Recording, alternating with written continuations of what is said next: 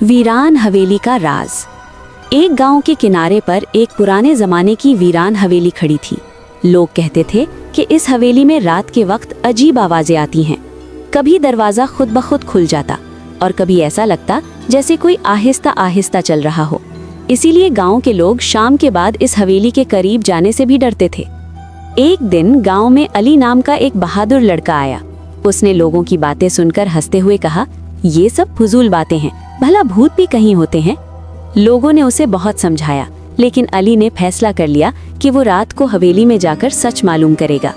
खौफनाक रात के ठीक 12 बजे अली हाथ में टॉर्च लेकर हवेली के अंदर दाखिल हुआ।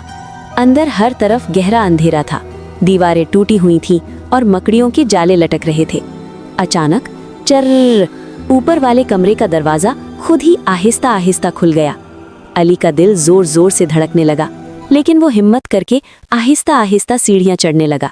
जैसे ही वो ऊपर पहुंचा तो उसे किसी के रोने की आवाज सुनाई दी। हूँ हाँ, अली ने कांपती हुई आवाज में पूछा, कौन है वहां? लेकिन जवाब में सिर्फ हवा की साएं साएं सुनाई दी। अचानक क्या हुआ? पूरी वीडियो देखने के लिए YouTube चैनल को सब्सक्राइब करें।